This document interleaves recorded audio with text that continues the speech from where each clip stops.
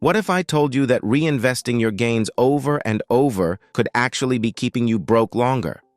Sounds crazy, right? We've all been told the secret to wealth is simple. Reinvest everything and wait.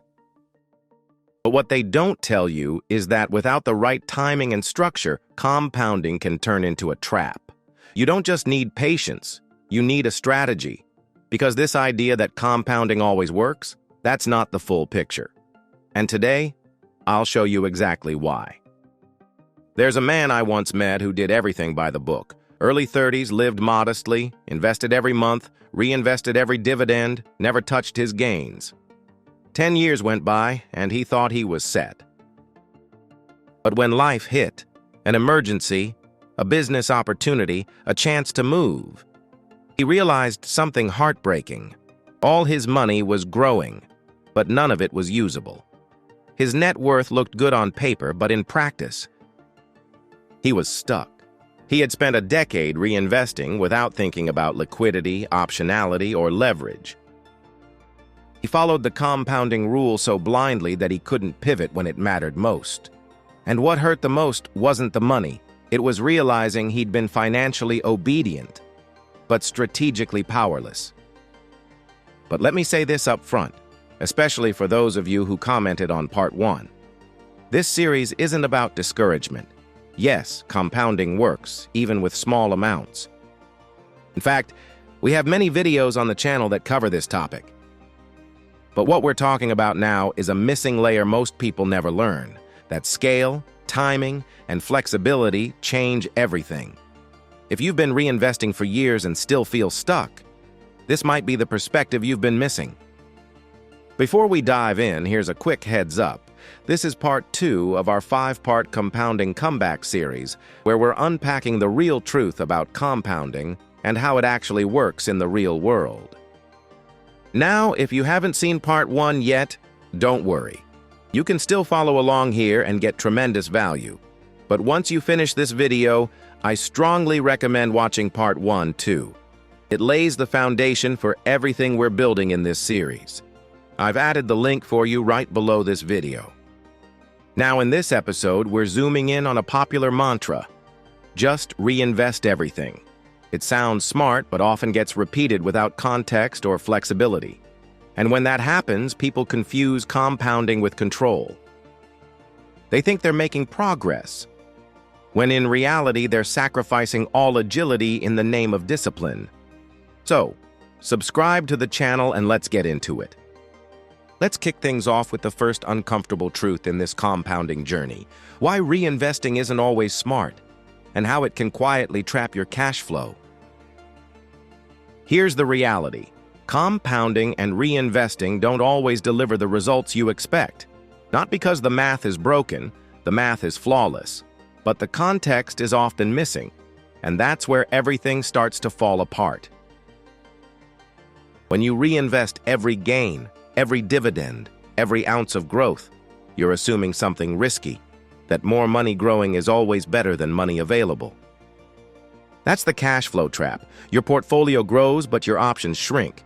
And when opportunity or crisis shows up, you're stuck. You can't move, you can't pivot. Some people said, but even a 10% return on $1,000 is better than nothing. And that's true, in mathematical terms. But wealth is about more than math. It's about positioning, options, and access. If every dollar is reinvested and untouchable, then when a moment comes to protect your family, start something, or seize an opportunity, you're sidelined. Ask yourself this: if a once-in-a-decade opportunity landed in your lap tomorrow, could you act? Or would you be the person saying, well, all my money is in compounding assets, I can't? That's not strategy. That's financial rigidity disguised as discipline. The internet loves to say, just reinvest and chill, but it never tells you when to pause, when to redirect, or when to collect. It doesn't mention that some reinvestments are earning 3% while inflation eats 5%, and we clap for it like it's progress. This is the kind of mindset that looks responsible, but leads to quiet frustration. You follow the rules but still feel stuck, because growth without access isn't freedom, it's just delayed reward with no upgrade. So before we glorify compounding again, ask yourself, what is your reinvestment strategy costing you in terms of flexibility, timing, and power? Because that's the question that really matters now. Let's move on to the next truth, the myth of infinite reinvestment and why it has limits. One of the biggest misunderstandings in personal finance is the belief that reinvesting your gains forever is always the smartest path. That the longer you delay gratification, the more wealth you'll build. But here's the truth. Reinvestment has a ceiling, and if you don't recognize when you've hit it, you could be compounding yourself into a corner. Let's make this clear. Reinvesting early on is often essential. It builds discipline. It helps you grow faster without needing to earn more. But that doesn't mean the rule should never change, because after a certain point, blind reinvestment stops being a wealth-building strategy and starts being a constraint. What do I mean by that? Imagine you're reinvesting every dollar into a slow-growth index fund at 6%, 7% annually. No liquidity, no leverage, no real cash flow. Then someone else comes along with a smaller portfolio but uses it as down payment leverage for a duplex, generating 12%, 15% in cash flow and tax advantages. Who's actually building wealth faster? The one compounding safely? Or the one compounding strategically? You see, infinite reinvestment ignores life cycles. There are seasons when you need liquidity more than growth. There are moments when a small withdrawal creates massive external ROI, like funding a business, paying off a toxic debt, or even improving your mental bandwidth. But if you're conditioned to believe that withdrawing anything is breaking the rules, you stay stuck in a system that only rewards the top 1%, the ones who know when to pull out and reinvest elsewhere. Let this sink in. Real compounding is adaptive. It bends with your stage of life. It flows with opportunity. And most importantly, it serves your bigger financial goals, not just your brokerage account. Because compounding without purpose isn't wealth. It's just habit. And by the way, if you're enjoying the video so far and want more topics like this, comment the word "more" down below. All right, let's keep going and uncover the next hard truth about compounding and reinvesting. It's not linear, and that changes everything. Here's what they don't teach in school or on most finance channels. Compounding is not linear. It doesn't deliver tidy, predictable returns. It's lumpy, uneven, and sometimes even unfair.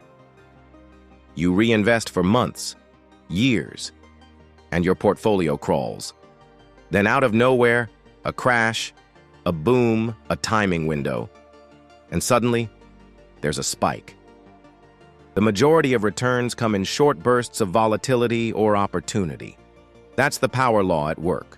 But if your capital is stuck in low-return, long-delay vehicles, you miss the wave. People love to quote Buffett. The market is a device for transferring money from the impatient to the patient. That's true, but only half the story. Because if you're just patient without strategy, the market doesn't reward you. It ignores you. Patience is not a plan. Reinvestment is not always wisdom. Sometimes it's just movement with no direction. So ask yourself, is your compounding aligned with real opportunity windows? Or is it a treadmill, repeating the same motion with no ability to shift, exit, or reallocate? Because if you're stuck in a compounding loop without a release valve, you're not investing. You're just waiting. And that's not how the wealthy build power. They build momentum. And that's exactly what we're about to dive into next. Let's talk about the opportunity cost most investors never see coming. There's something the compounding calculators will never show you: opportunity cost. Every time you blindly reinvest your returns, especially in the same asset, you're making a decision. A hidden one.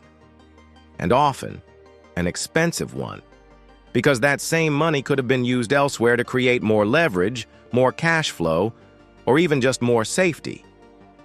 But no one talks about that. Let's break this down. Imagine you've compounded your investment in a mutual fund for 5 straight years. You've reinvested every dividend, every gain. But during that time, you didn't notice a once-in-a-decade opportunity in a different market, real estate, energy, private credit, because your capital was locked into auto-reinvest mode. You were too busy being disciplined, right? But here's the hard truth. Being blindly disciplined can sometimes make you blind to better opportunities. Wealthy investors don't just ask, "How much will this grow in 20 years if I reinvest?" They ask, "Is this still the best place to keep compounding?" And when the answer is no, they pivot, fast. They don't feel guilty, they feel strategic. This is why most retail investors end up stuck. They forget that reinvestment is not free. It has a cost. The cost is whatever else you could have done with that money. And if that whatever else had a better risk-adjusted return or a stronger alignment with your current goals, then you didn't just reinvest, you missed out. In fact, some of the greatest financial leaps happen not when you stay the course, but when you strategically break it.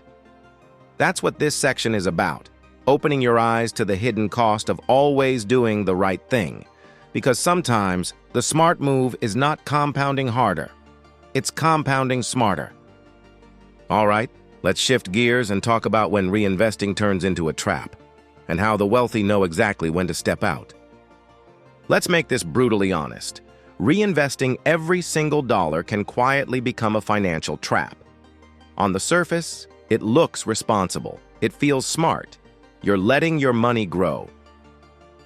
But over time, it can back you into a corner, especially when markets shift, your goals evolve, or better opportunities pass you by while your money is silently chained to yesterday's strategy.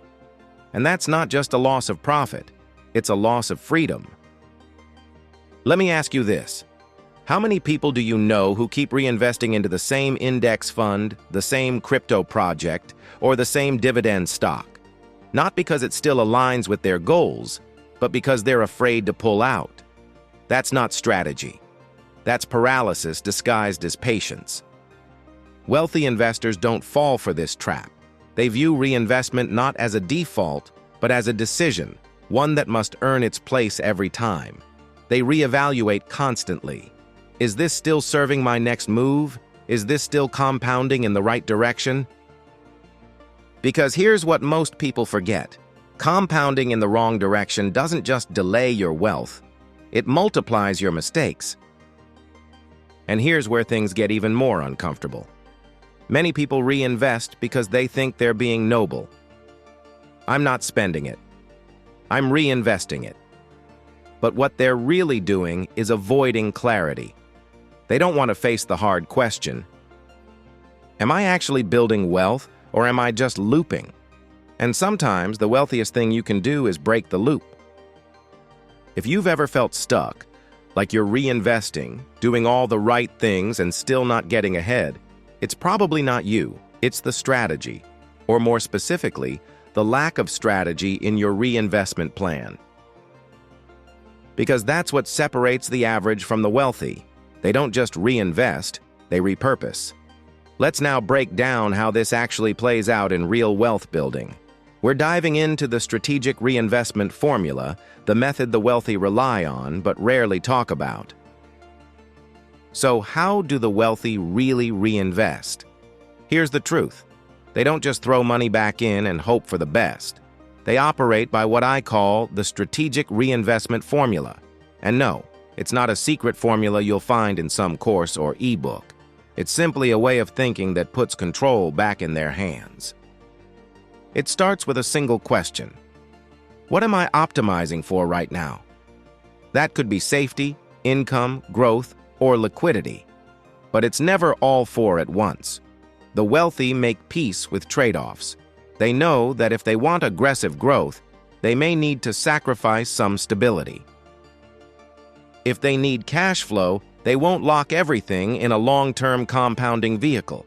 They define the purpose of their reinvestment before they do it, not after. Next, they assess what I call the transfer window. This is the moment when their existing investment has grown enough or stagnated enough that reinvesting it as is no longer creates leverage. Think of it like a football player at the peak of their contract.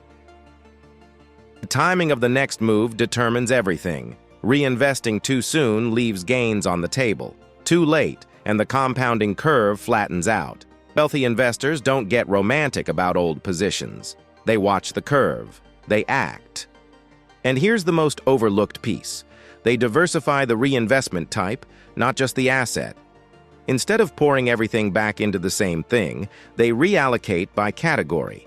Some returns go into short-term yield plays, some into asymmetric bets, others into tax-advantaged moves. This creates multiple layers of momentum. It's not just compounding, it's multi-dimensional compounding. And that's what gives their wealth its signature force: flexibility. So if you're reinvesting out of habit instead of intention, it's time to stop. The real strategy isn't reinvest everything. It's reinvest with leverage, timing, and intent.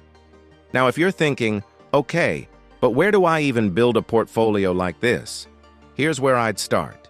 If you're looking for a platform that feels modern, transparent, and made for long-term investors, Public.com is a solid place to begin. It lets you buy fractional shares, follow expert insights, and invest with confidence. I'll leave a link below where you can open your account and explore your options. It's simple, but it could be one of the smartest financial moves you make today. And in part 3 of this series, I'm going to walk you through a specific wealth-building cycle used by investors who compound faster than inflation, taxes, or volatility can catch up. But first, let's recap everything we've covered today and how to apply this now. Let's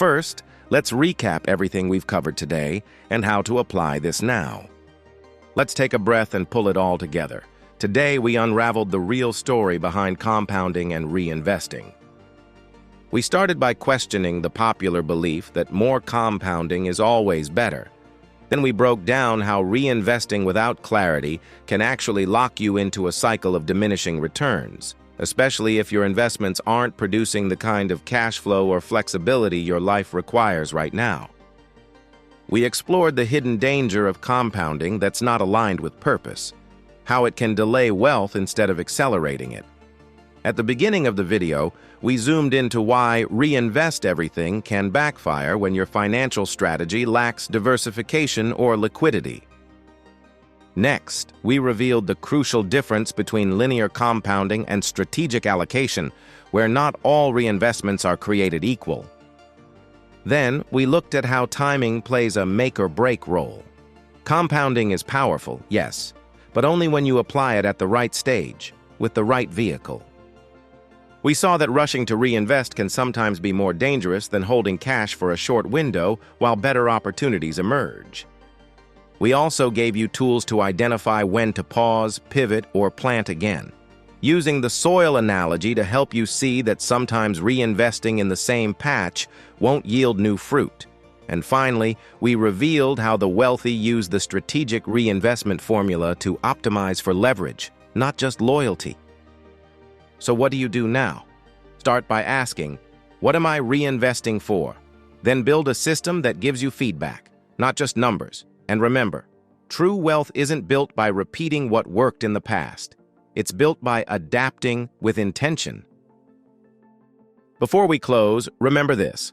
This video is part 2 of a 5-part series breaking down the truth about compounding. So if you haven't seen part 1 yet, I strongly recommend going back and watching it, because these insights are deeply connected. You'll understand the full picture only if you see how the foundation was built from the start. Now, part 3 is where everything begins to shift.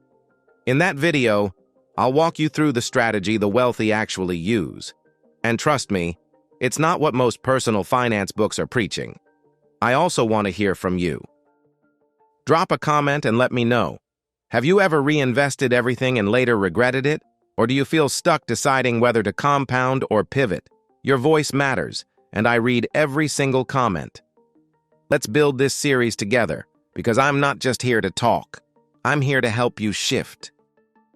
Remember, this video is for educational purposes only and does not constitute investment advice.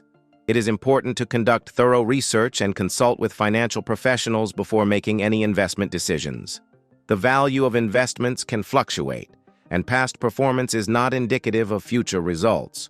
Always assess your risk tolerance and investment goals before allocating your capital. If you found value today, I highly recommend watching my next video. Don't forget to like, share, and subscribe to our channel. Also, feel free to leave your comment below, especially if this video made you think differently. I appreciate your support more than you know. Until next time, stay consistent, stay patient, and stay winning. See you in the next one, Money Magician.